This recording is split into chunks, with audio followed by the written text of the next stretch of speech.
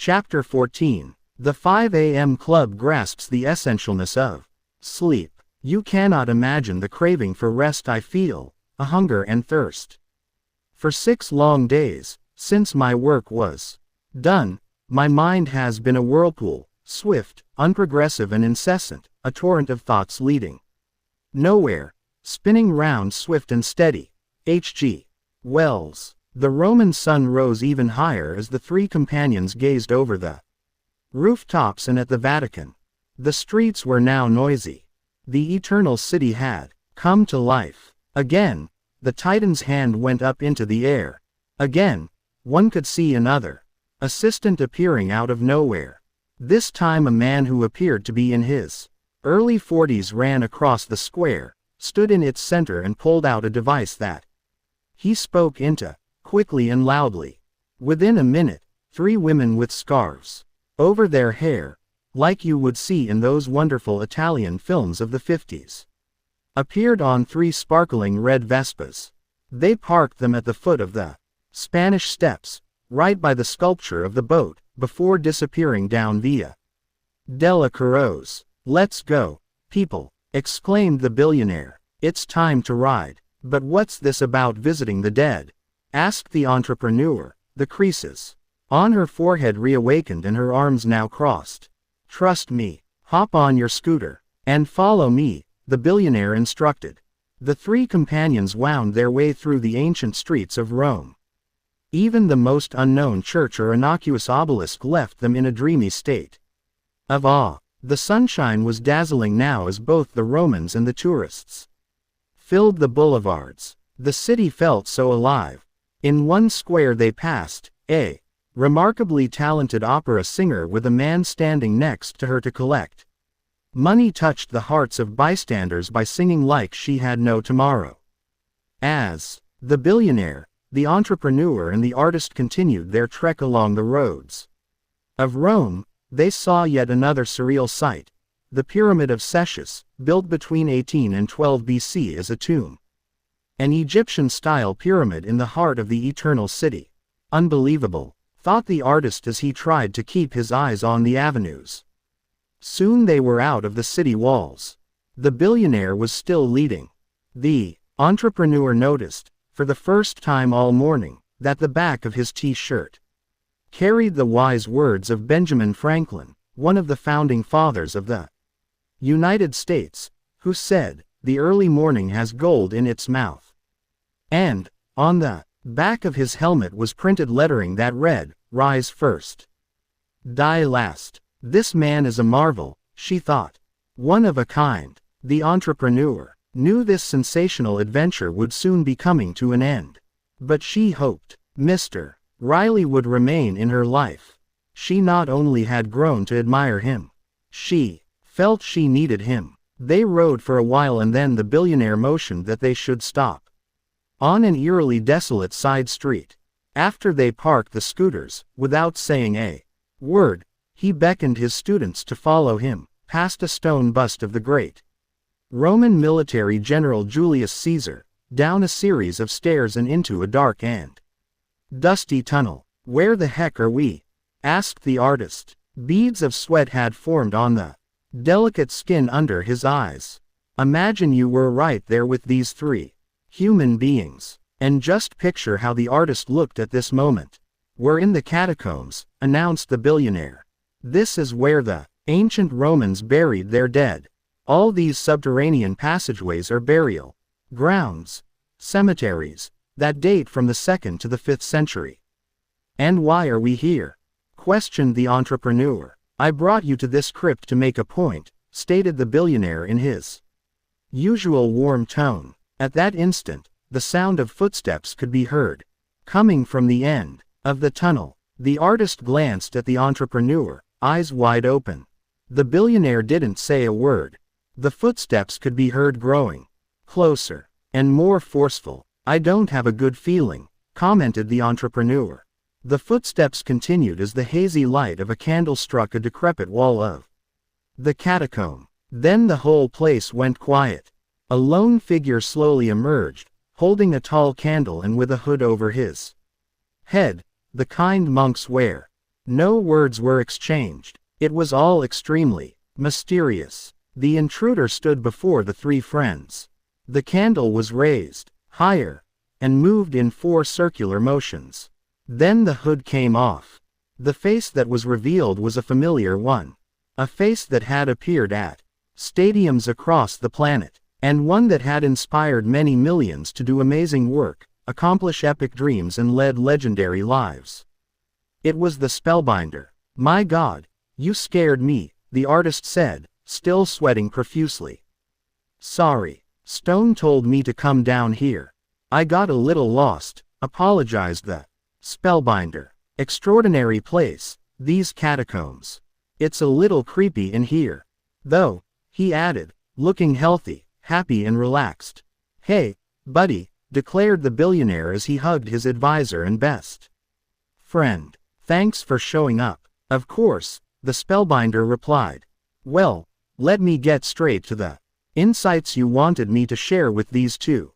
You know I always come to play," he added with a low 5 like you see pro basketball players giving teammates after making a successful free throw.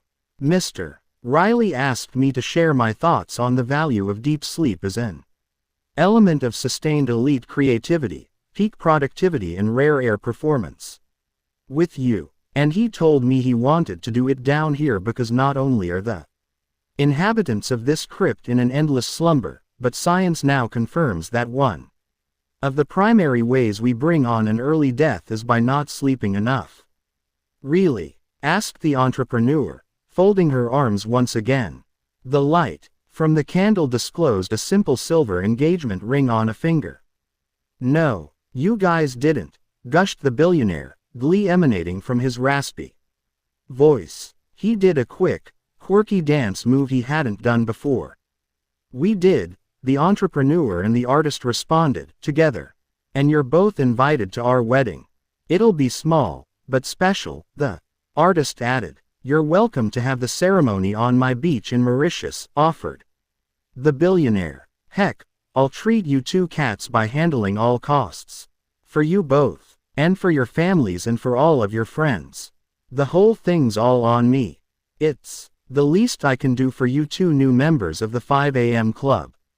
You trusted a crazy-looking old man. You came on this wild odyssey. You've been open to all the teachings. You've been doing the work. You 2 are my heroes." The billionaire let out an urgent cough.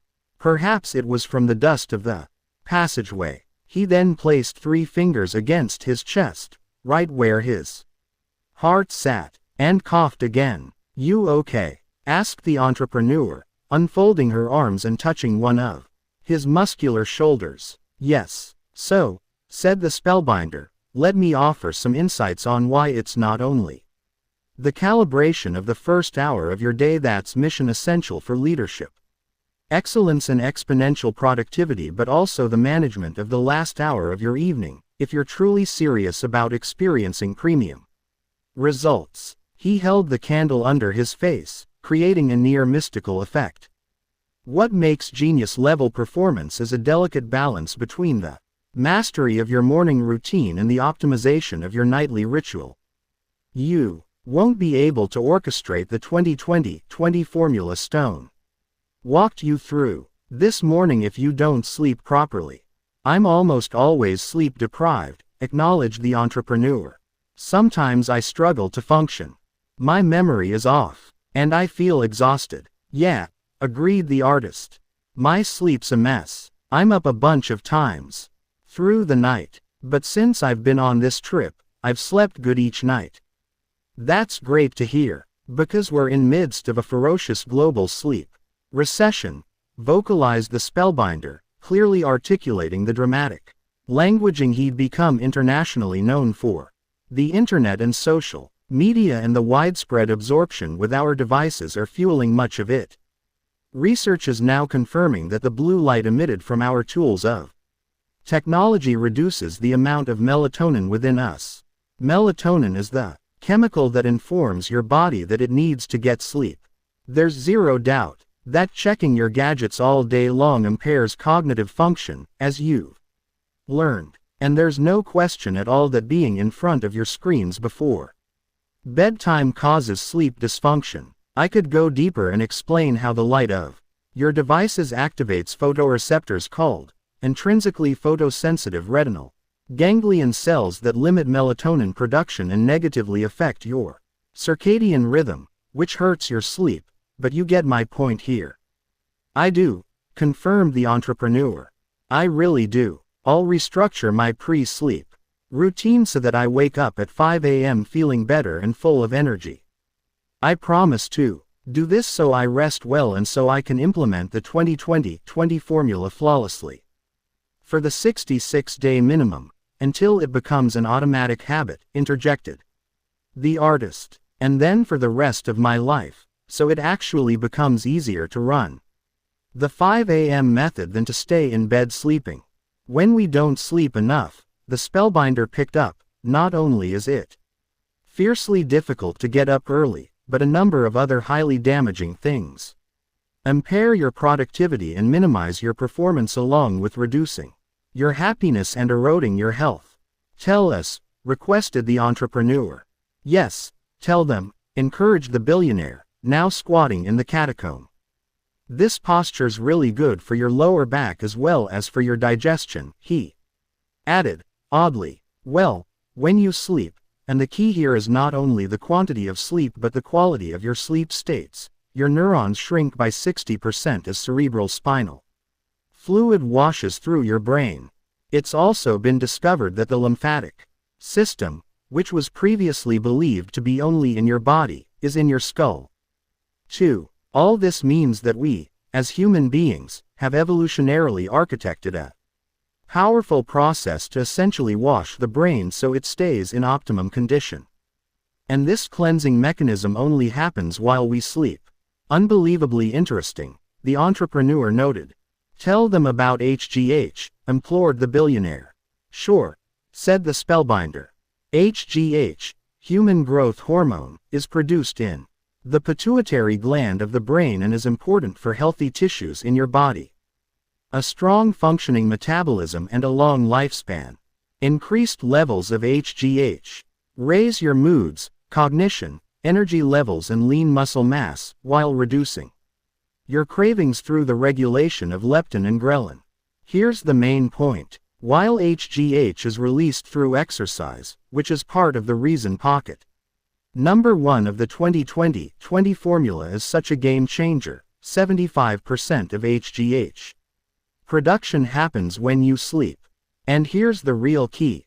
To maximize the process of the brain being washed properly and HGH being produced excellently, so you expand your creativity, productivity, vitality and longevity, you need 5 complete 90-minute sleep cycles.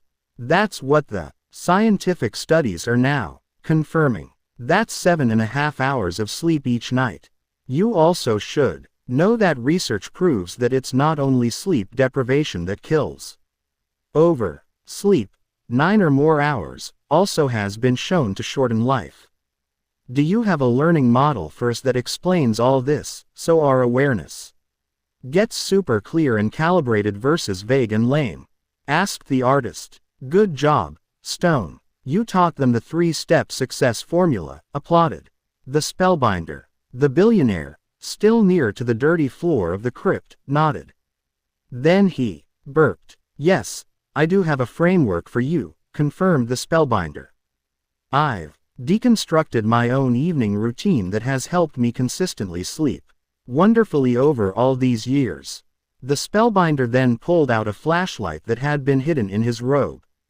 He unscrewed the top portion, revealing a secret compartment in the tube. From it, he extracted 2 thin scrolls, handing one to the entrepreneur and the other to the artist. I don't know how to thank you, the entrepreneur said. Both of you, she indicated, looking over to the billionaire, who was now doing sit-ups in the candlelight while whispering, great fortune and weighty wisdom keep coming my way. I'm always a leader, never a victim. A lion, not a sheep. I love my life, and am making it even better every day. And the more people I help, the more happy I am. I second my beloved's gratitude, commented the artist. He reached over and lovingly stroked the entrepreneur's hair. If the world knew and applied the philosophies and methodologies of the 5 a.m. Club, every human being alive would transform, the entrepreneur reinforced. And I now get that awakening with the sun isn't at all about getting by on less sleep. It's more the old, early to bed, early to rise, point. And as each of us does our part to make our personal revolutions, every relationship in our life, from the one we have with our craft to the connections we share with each other, improves with us, offered the artist. Sort of like Mahatma Gandhi's words, be the change you wish to see in the world, added the entrepreneur, her face glowing in the soft light of the candle.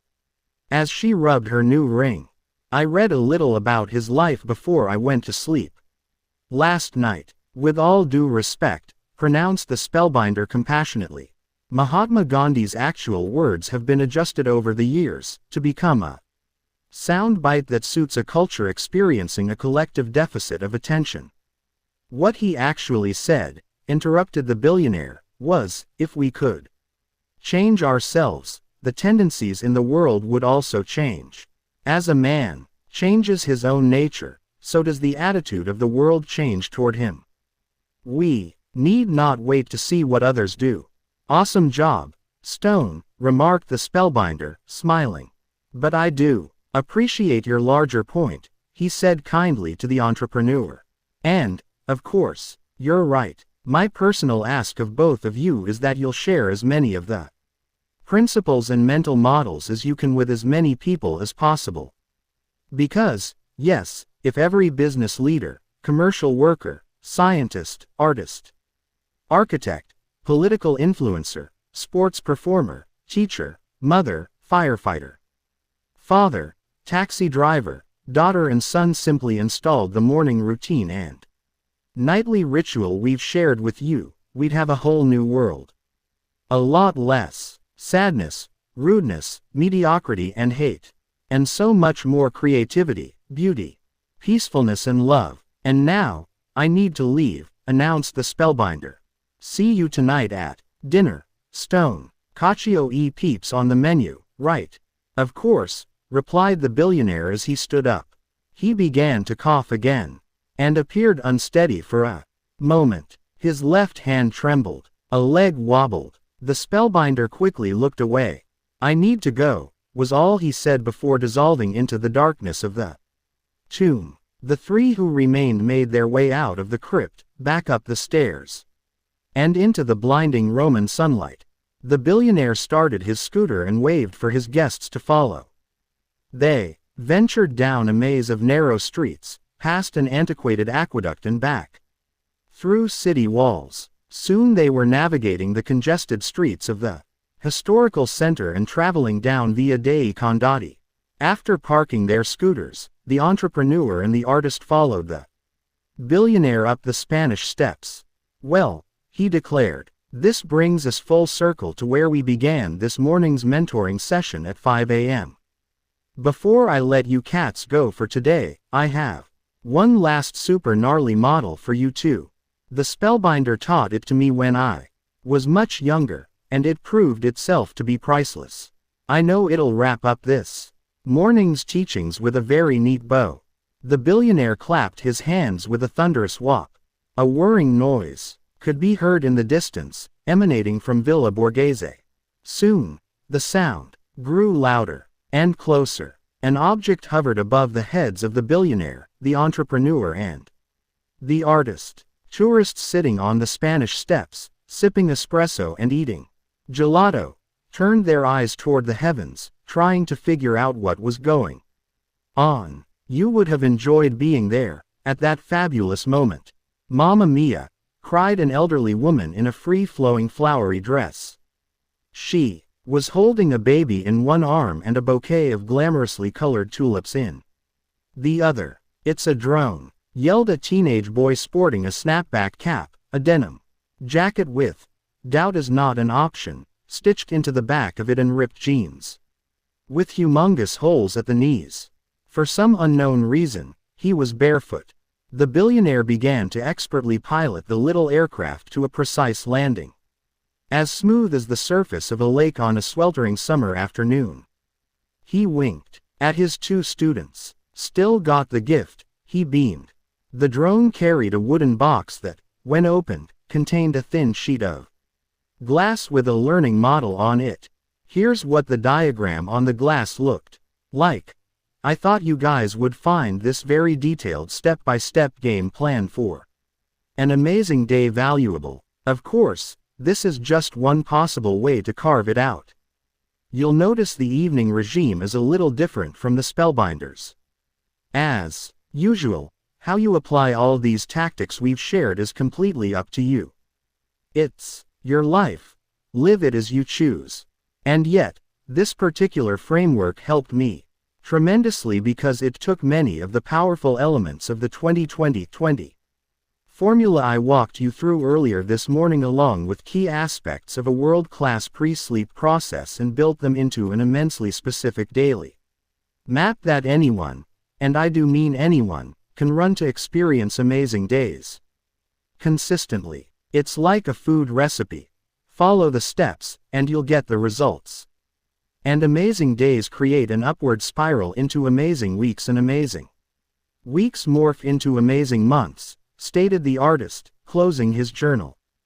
And amazing months become amazing quarters, and amazing quarters yield amazing years and decades, and ultimately, added the entrepreneur, closing her journal, an amazing lifetime, the three said together. Day by day, step by step, an epic existence gets handcrafted, summed up the billionaire, wearing his fashionable shades, the kind the in-the-know Romans sport in their effortlessly stylish way that displays an I don't try too hard to look this phenomenally cool kind of attitude. More seagulls flapped their wings and made those annoying sounds seagulls seem to enjoy making. The billionaire was clearly an exceedingly loving soul, not just rich in money, but also wealthy of heart. But he did detest seagulls and the way they had done a takeover of many of the rooftops in the core of Rome over the past few years. Need to do something about those feathered creatures, he ruminated, displaying uncharacteristic irritation. Anywho, now you know why I brought you to the Spanish Steps. Generating explosive productivity, elite health, exceptional prosperity, sustained joy and boundless inner peace really is a step-by-step game. Small, daily, seemingly insignificant improvements, when done consistently over time, do yield staggering results. Daily micro wins and infinitesimal optimizations really are the surest way to a life that you'll be ever so proud of at the end. This truly is one of my favorite places in the world, you know. I wanted you two to be with me to not only teach you the transformational process of the 20-20-20 formula, but also to reinforce the reality that living remarkably is indeed an upward spiral to the top of a staircase of success and significance. And as you take this journey toward the fullest experience of your highest greatness, step by step, a magic and beauty as obvious as you now witness here will infuse your days and only accelerate over your years. Of this, you can be sure. After carefully scanning the learning model on the glass, the entrepreneur wondered aloud, what's the 90/90ths one rule? And the 60/10ths method? And I don't understand some of these other notations. And what do 2WW and 2 megapixels on the framework stand for? Asked the artist. You'll learn soon enough, the billionaire responded, generating suspense.